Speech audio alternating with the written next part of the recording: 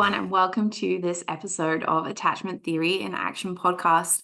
Today, I am really excited. I have a wonderful guest joining me all the way from Australia. Today, we welcome Nigel Denning. Nigel is a counseling psychologist and director of integrative psychology and medicine in Melbourne, Australia. Nigel is a research fellow at Australian National University. He is a nationally recognized expert in family violence, institutional abuse, trauma, and attachment-focused practice. Nigel is also a clinical lead in several psychedelic medicine trials and a trainer in psychedelics and holotropic breathwork, having studied under Stanislav Grof. In addition, Nigel is a long-term meditation practitioner and teacher in the Tibet-Bon Dzogchen tradition. Nigel has a profound understanding of how Eastern practices affect the mind and their subsequent connection to psychotherapy. Nigel is jovial and kind, who is passionate about improving the world one mind at a time. Well, hi, listeners to the Attachment Theory in Action podcast. Today, I am so excited to welcome Nigel Denning. Nigel, you are joining me all the way from Victoria, Australia. Thank you so much. I know that it's early your time, and I really appreciate you joining us for this podcast. I know that you have done some phenomenal work, particularly working with adult attachment repair, and I really look forward to our conversation today. Thanks, as do I. Thanks for having me, Kirsty. You are welcome. So I always start my podcast with a very similar question. As we know, attachment is something that stems from our early life experiences.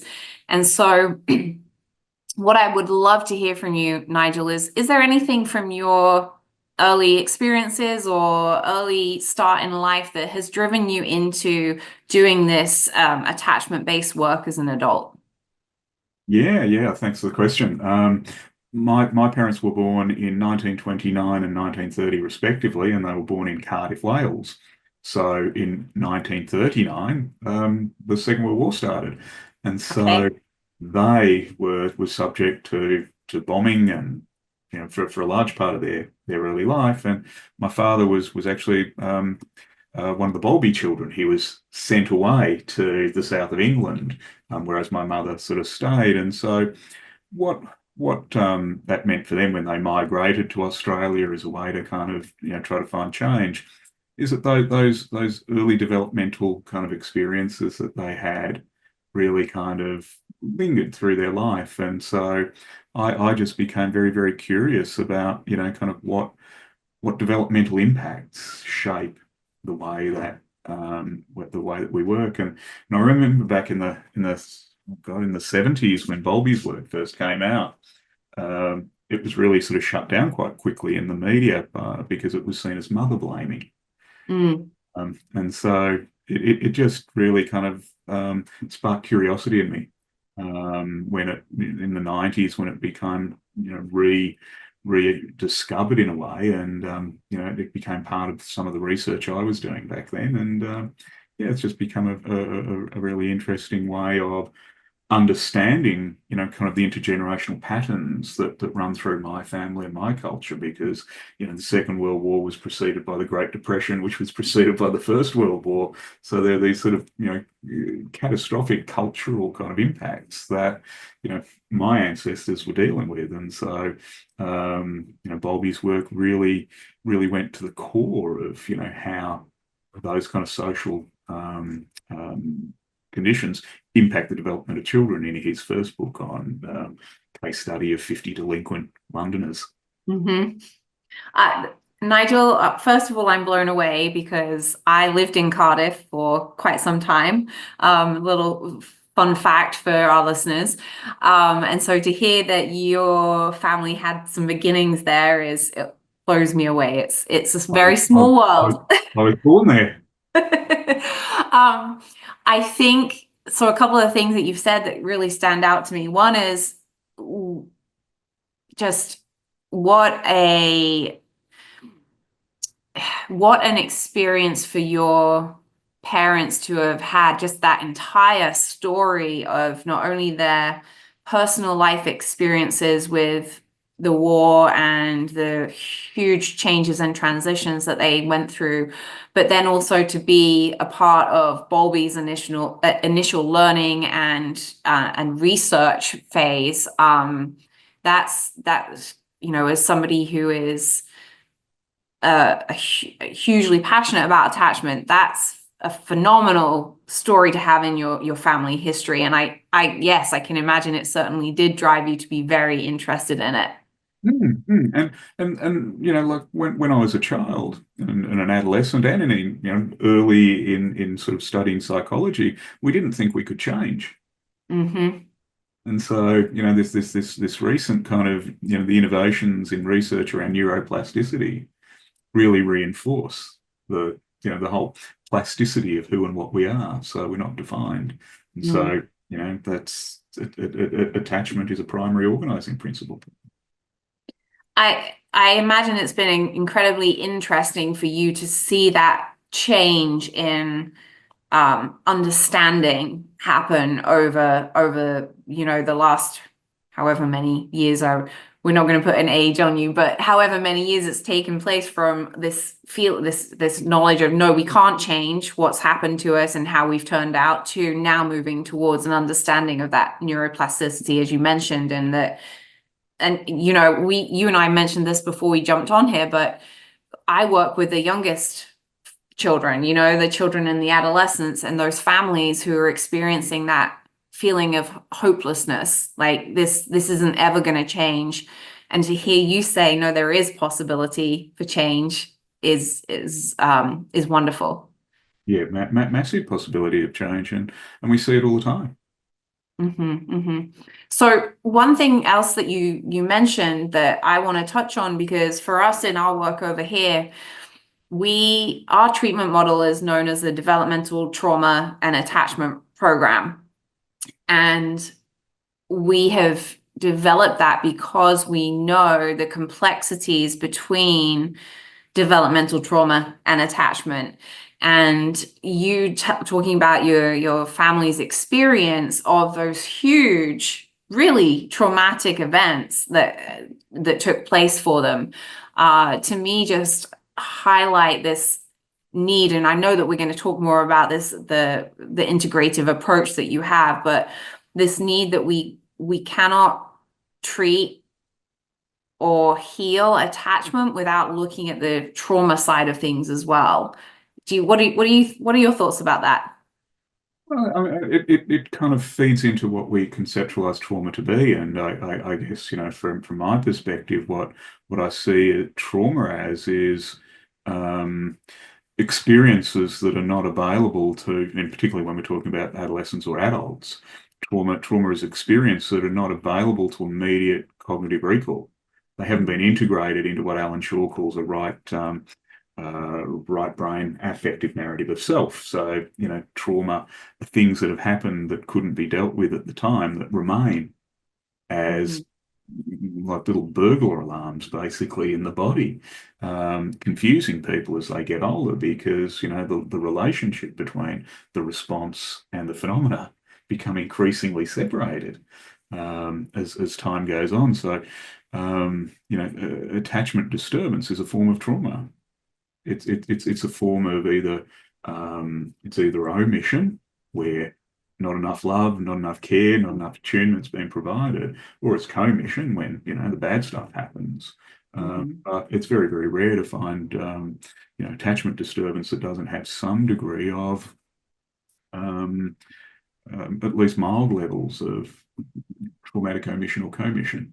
Doesn't mean Mm-hmm. it's a level of PTSD or something like that. I think trauma is best thought of as something on a scale. Mm-hmm. There's a scale of severity.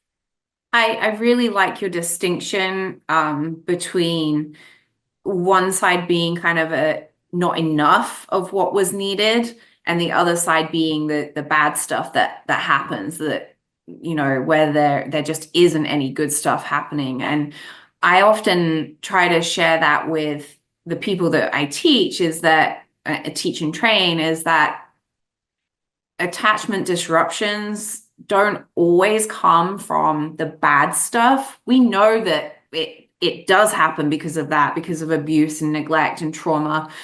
But sometimes and I think that we're seeing this more and more really in the Western world, is that it comes from not having that emotionally responsive caregiver around, because of maybe they're working 2 or 3 jobs, or maybe they're working a job that takes up a lot of their time and they just don't have the capacity to be responsive. Exactly. And, parents then, kind of find that a difficult kind of concept to hold too. If that's how I've been with my child, therefore, I must be a bad parent. It's Mhm. really not that. It's sort of starting to try and understand just how much is required for an infant brain to Mhm. be, to be given the opportunities to optimize through the life cycle, and just how much, features and how much impacts on the development of that brain. So, attunement becomes then an absolutely fundamental requirement. And when that's inadequately presented, that little brain, because it can't, birth and at the attachment phase, it can't protest, it can't put language to it, it doesn't even have access to any kind of symbolic organization. All it can do is make biological expression. And so Mhm. the failure for the adult to really recognize and attune to that leaves two options open to the baby.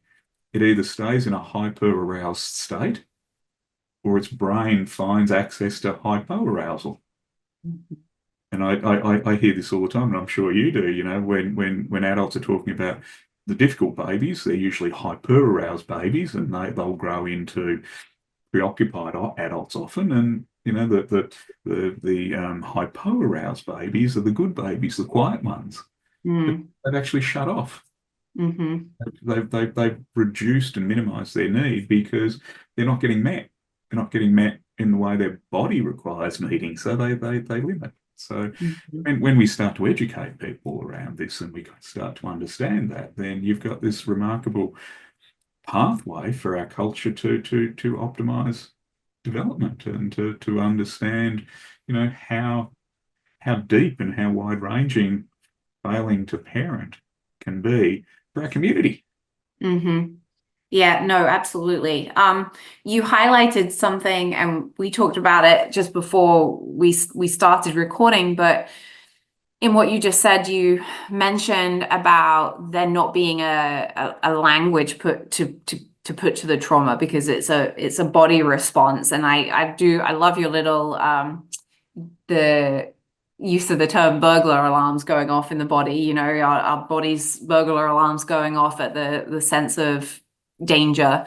But I know a lot of our listeners will know this, but for some that maybe don't, that knowledge that just like trauma, attachment, disturbances, disruptions, because they happen so early on in life, there isn't always usually a way of talking about it, because it's a feeling. You mentioned that felt safety. It's a feeling within the body. Yeah, exactly. Exactly. I mean, well, that's the whole point. Attachments established between 8 months of age and 20 months of age.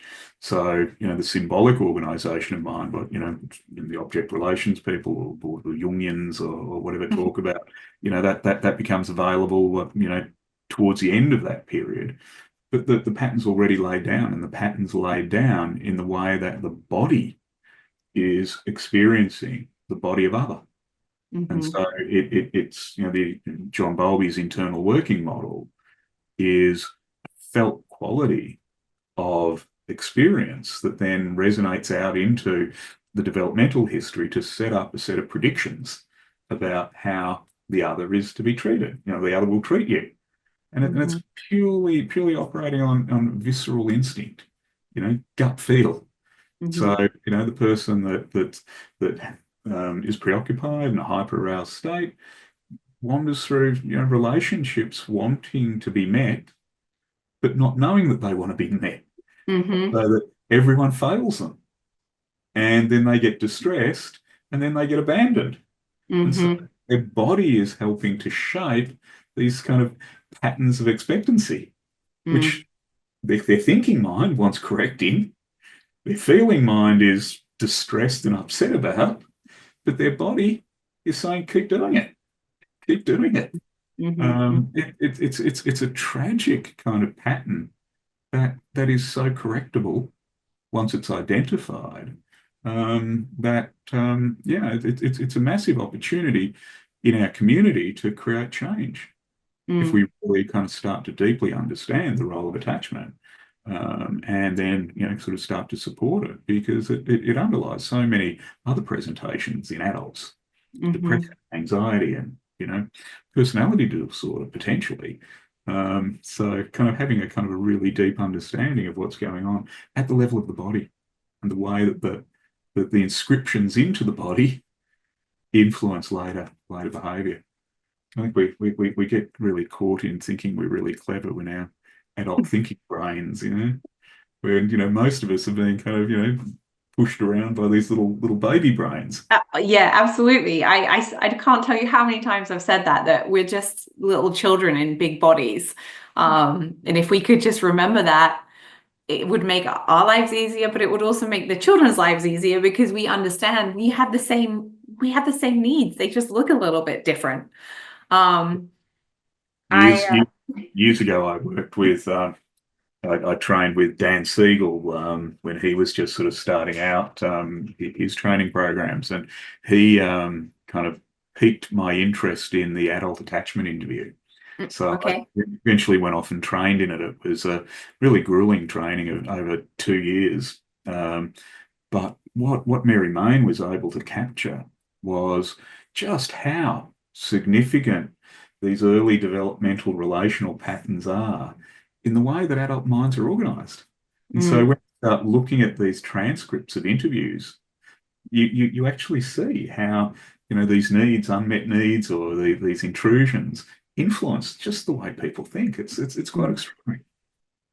You know, the sad, I don't want to say the sad thing, but maybe the unfortunate thing that I find is that the biggest challenge I think we have in helping people, particularly adult clients, so I'm not really talking about our other clinicians and therapists here because we understand this, but in helping adult clients is helping them understand and really accept that those things that happen early on in their life really can and do shape and impact how they're turning up at 30, 35, 40 years old.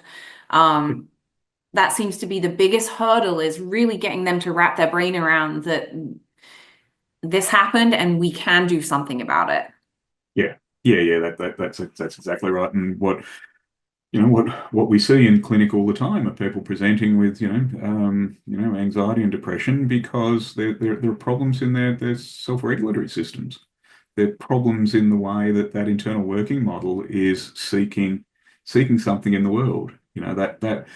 The kind of thing about attachment is that it's a process that's always trying to complete itself. And so when that distressed adult is coming in describing, at the dismissive side of the spectrum, never being able to connect, always breaking up with relationships, never feeling like connected to people, but, talking about how independent they are, yet they're depressed.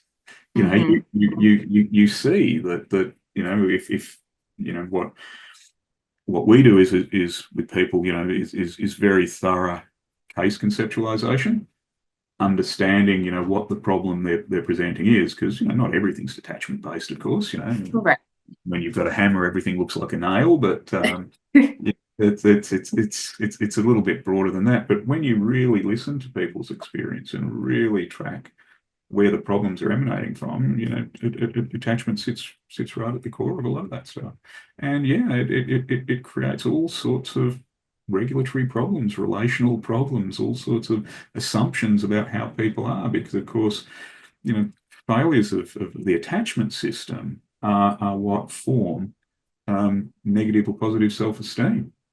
Mm-hmm. Self-esteem itself, the felt sense of how our mind occupies our body, is initially formed by the attachment system. Whether we feel connected and therefore feel like it's a good place to occupy the body, Mm-hmm. or what's wrong with me.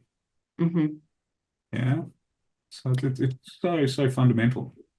Tell me, so we wanted to start with this question, but I just love that the dialogue takes over. But you kind of touched on it a little bit by what you were just saying. But tell me a bit more about your integrative attachment therapy approach. Sure. Uh, we I met Daniel P. Brown probably 15 years ago, and unfortunately he passed away during COVID. But Dan was a researcher and a clinician at Harvard, and had worked with a group over a number of years, working on treating patients that were failing other treatment modalities, and they targeted attachment disturbance. And so, over a period of about 10 years, a group of them refined this model, the method that we work in. And then when Dan passed away, I started working with David Elliott, the co-author of the book. And what we started to recognize is that in the book, the Genet award-winning 2016 attachment disturbances in adults, what we recognized is that they call it a three pillars approach. And so what they're presenting is the treatment model, which is a visual or an imaginary way of reconstructing experience of being in relationship with adults as a child.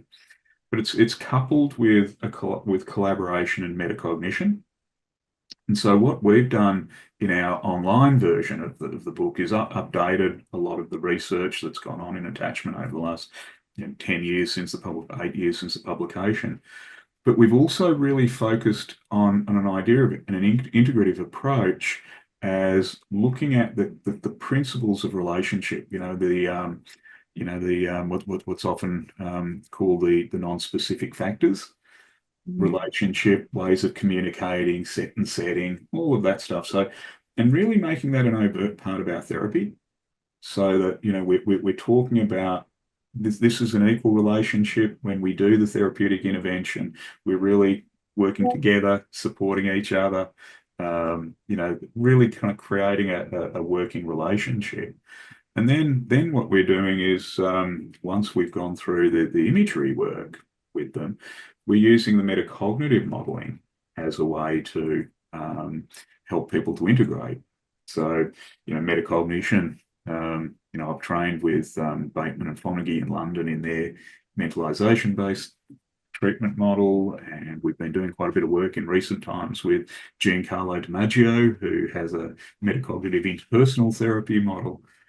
So in integrating these different therapeutic approaches, and this in part comes from Jung's schema therapy, having an understanding of the operation of mind, the way the mind works. And so we're using an integrated map to help people make sense of the experiences that they have in pillar 3, which is the therapy.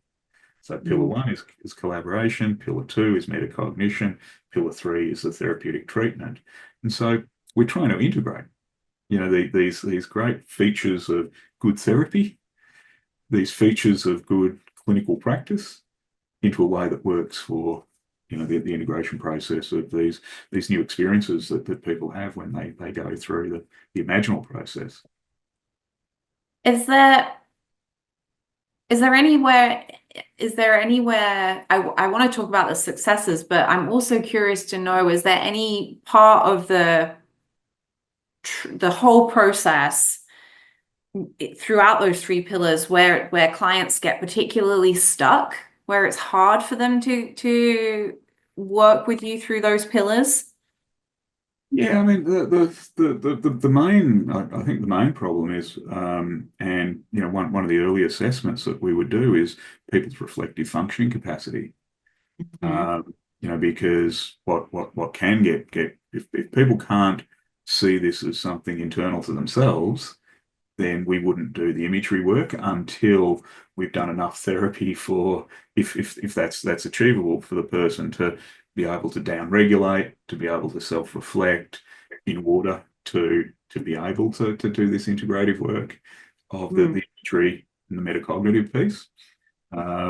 People that have, kind of psychotic features, you don't want to inflate the kind of symbolic organization of mind too much, because they're not regulating. People that are, personality disordered and are not able to reflect inwardly, would be,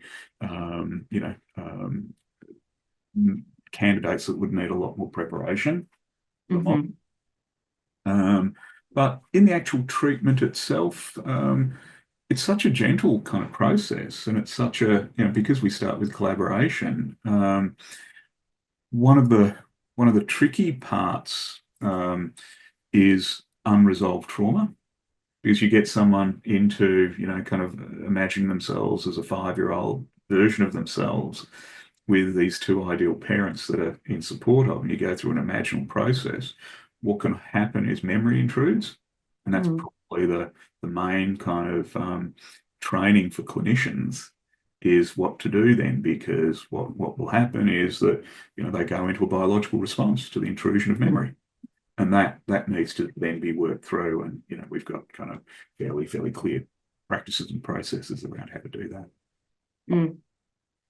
I mean, you just have my wheels turning as I'm thinking about how your approach it could be helpful pieces of it, of how that it would be helpful for what we do, especially working at the other end of the scale with the younger ones.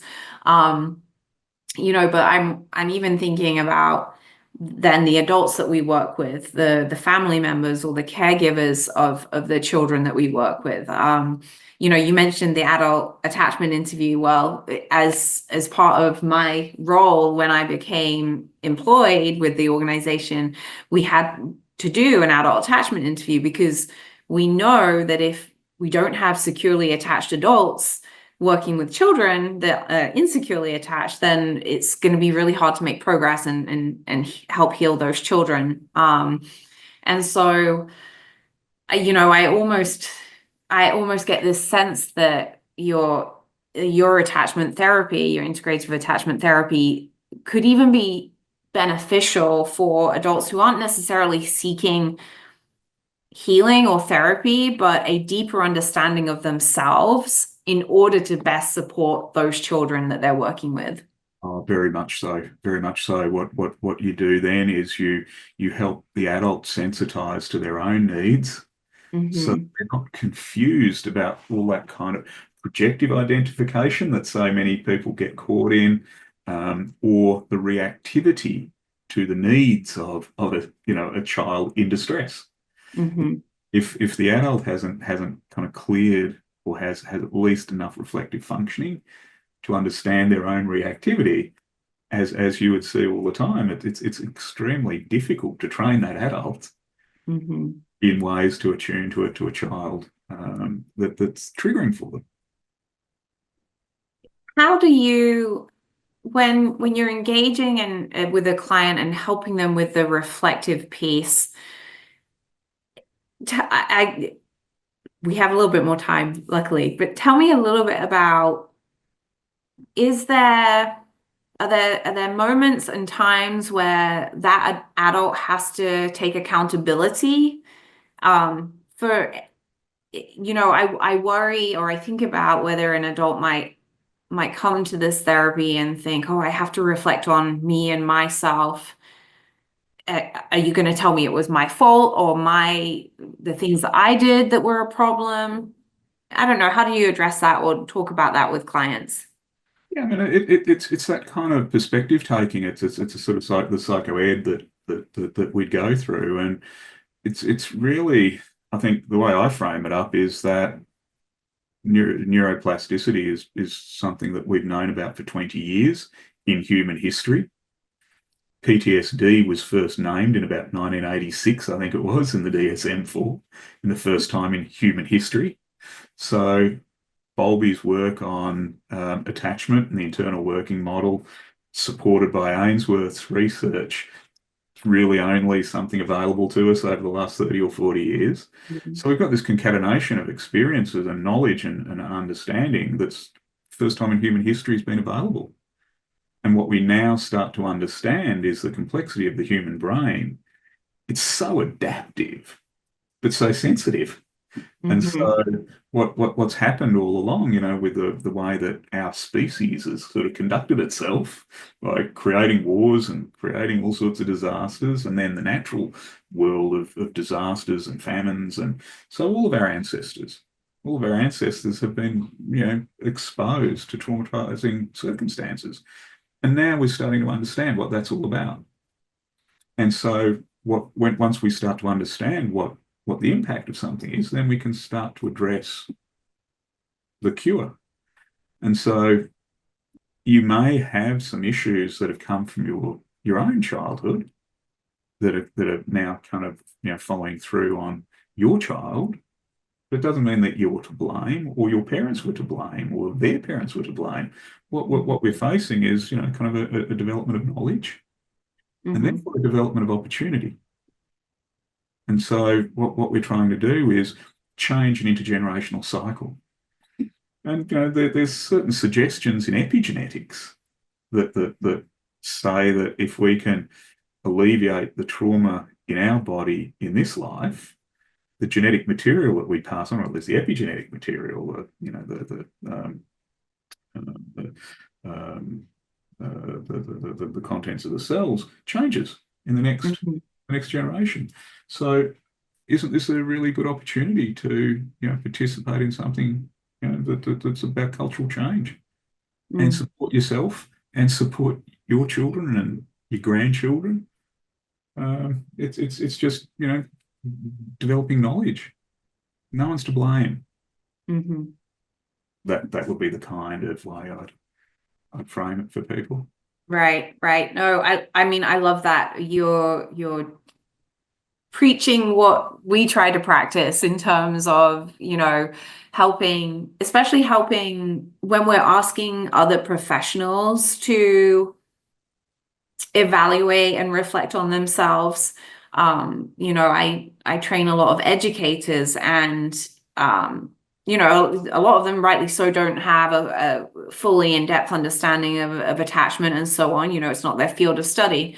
And so and they're not used to reflecting on themselves. And so it's a hard place to have people start at, but I love what you say. If we can recognize and build on our knowledge, then we have an opportunity then to make such powerful changes. And they'll happen incredibly quickly if enough people kind of get the gist of this. Mm-hmm. That's where, and I think one of the problems, and this is what we face in training people. Psychology has spent so much time in the last 20 years or 20 or 30 years in focusing on negative state, Mm-hmm. focusing on singular pathology, and necessarily so, developing really good targeted treatments for these things. But what what the view of most therapists now is to focus on diagnosis and the alleviation of negative state, and so they miss opportunity, Mm-hmm. and they miss the fact that we can intervene therapeutically in ways that help people to optimize and help people to expand. And I think that's part of setting up a view of this kind of work, is that the therapy is about raising people and raising potentials and raising opportunities. And it's quite a leap, I think, for a lot of therapists, to Mm-hmm. see their role. That's a kind of a part of the work that's been taken over by life coaches. And yeah, Mm-hmm. Yeah. Yeah, it's definitely it's we say this a lot, period, when we work within the attachment field, but it's a mindset shift. You have to view yeah, things through it with a different lens. yeah. And yeah, I mean, we've done exactly in the US, we're guilty of the same thing, of viewing the problematic behaviors.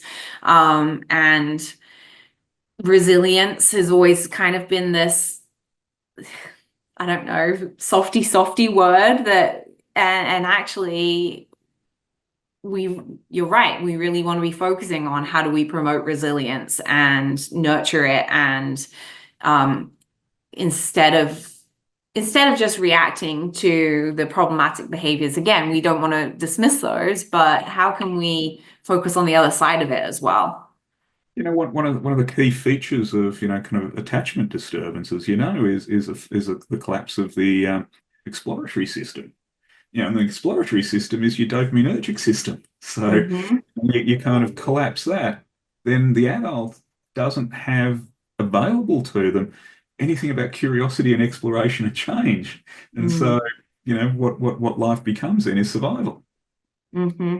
And so by working through this and helping people generate curiosity about the attachment system, curiosity about their own feature of the curiosity system, the attachment system, you're helping people become curious. The amygdala is a kind of a 300 million year old piece of our brain that sends our attention out into the world looking for threat and opportunity. Hmm. And that's the dominant part of the brain in someone who's not had good attachment experience. And so there is no capacity to fold back in and be curious because the part of the brain is saying, well, look out, you're going to get eaten. Something's going to get you. So, that kind of quality of making, the space safe enough for people to then become curious about how they work, how they're built, is really, kind of part of priming people for this kind of intervention and So setting that then as something that, they can take away and explore and reinforce. I'm thinking about, so the word that keeps coming to my mind is empowerment. And I think about how empowering it must be for somebody to be able to sit with one of your therapists and really when they hit that point of, wow, this isn't, again, going back to that internal working model, this isn't me as a person. This is the product of the experiences I went through and how my brain has adapted, how my body has adapted as a response to those experiences. And, I just think, yeah, it must be incredibly empowering for them to have those moments of it doesn't have to be this way. Totally. And as I was saying before, working with someone who's never had safety or trust in their life, but who's been able to, have a career, have a family, that kind of thing. And, they're 60, got all the kind of the anxieties and mood instabilities that are, associated with that kind of trauma. To give them an experience where they're feeling safe, they're feeling secure. I've had people come out of these sessions and go, ah, that's what trust feels like. Mm-hmm. First time in their life they have the experience. Yeah, and that then becomes something that they can work on either in this therapy or they can take out into other, kind of therapeutic relationships because there's something there then to develop. There's something there to build upon. Mm-hmm. How do you, and we're getting close to wrapping up, but something that's crossed my mind, and because I've encountered this when working in a therapy environment, how do you manage or mitigate some of the potential feelings? That's not quite what I'm going for, but how do you mitigate when there has to be a change in therapist or clinician or there's a breakdown there? How does that, I mean, obviously, to me, I feel it depends on where they are in the stage of therapy. Of course, if it's well established and they're doing very well, and again, they've left with that sense of this is what this is supposed to feel like, it feels good. But yeah, what do you do to mitigate that, or how can you manage that? This is a really interesting kind of feature of this model of practice. Not the collaborative metacognitive, but the actual intervention that we're using here, because we're getting people to relax into their body, imagine themselves to be somewhere around 5, but somewhere between 5 and 12, and just go into that experience, and then imagine two adults, a mother and father, who are ideally suited for your needs. And the model's grown out of different types of techniques such as meditation, when you direct. So, a lot of that goes on in ACT. It comes out of hypnotherapy, where a lot of that kind of structural stuff, but we don't do the hypnotherapeutic kind of trance or anything like that. It's like a guided meditation. And what we're doing is, and we're making sure that we've made it very, very clear that we're not trying to create false memories. This is the imaginal system. It's not the memory system that we're drawing on. So, we're not going to pretend that these are real figures, or that we're creating a different reality for your history. What we're trying to do is use the imaginal process to bootstart features of your brain that wasn't able to kind of optimize because of its experience. So then what you're doing is really focusing on the imagery, and this feeds back into that empowerment piece we were talking about a little earlier, where we're helping the client or the patient develop skills that they can practice at home, that they can do for themselves. And so the relationship between the therapist is less significant. The therapist is helping guide the imagery. So and this is sort of a real kind of learning point for a lot of therapists. When something goes wrong, or the person gets a bit distressed or something, the therapist will tend to want to go back into the therapeutic dyad and use the therapeutic presence as the secure object, and that's what we're trying to train away from, so that the therapist is constantly using a coaching method to optimize the client's capacity to self-regulate, to down-regulate, to create exploration, to create a felt sense of trust. So would you almost encourage the client to, okay, so I sense some distress, and I want you to, reflect on how somebody might have supported you during that time, in that moment of distress. So rather than me coming in as a therapist and treating this distress right now, how would somebody have responded? Well, what do you need? One of my clients, who is an elderly woman who had a kind of a terrible kind of history. We did some of this work, and she described, having an anxiety-inducing experience outside, and she just drew on the ideal parents, provide her comfort to get through the experience. We hear this quite often, and we're not trying to kind of create a permanent imaginal feature. What we're focusing people on, and this is the metacognitive piece, notice that something different's happening in your body. Notice that you're feeling something different when you imagine this relationship with these other adults. Something's different is happening for you. Focus on that part of it. And what you're then doing is you're building these kind of qualities of trust, predictability, safety, exploration, curiosity. And you're helping that re-encoding of the way that the body was set up primarily. Nigel, my brain is just, my wheels are turning. Almost every podcast I do, I end with just my wheels are now turning with everything that you're saying, and how thinking about how this applies to the children and adolescents that we work with, and then the adults and the caregivers and ourselves. It's just absolutely fascinating to me, and also very, man, it feels good to think about the fact that there is work out there that is happening that is healing for people. It's fundamental to this work is hope. These little children survive all sorts of things to get into adulthood, and to recognize that we can still contact that child within now, and give it the opportunities that it didn't have back then. It's extraordinary freeing, not just for the individual and for the people immediately around them, but what a benefit for society that is. How we can kind of intervene in intergenerational transmission.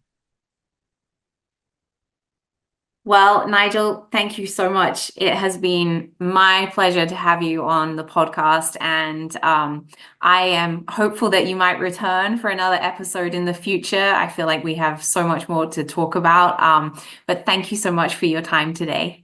Yeah, and thank you for the work you do in bringing attachment into the forefront of people's thinking. And yeah, we'd be more than happy to talk. I could talk about this all day. And if people want to reach out, we're at integrativeattachmenttherapy.com. Where we provide online training and in-person and support. Yeah, we will absolutely be sharing those links for our listeners. And I thoroughly recommend that they check you guys out. Wonderful. Thanks very Thank much. you. G'day.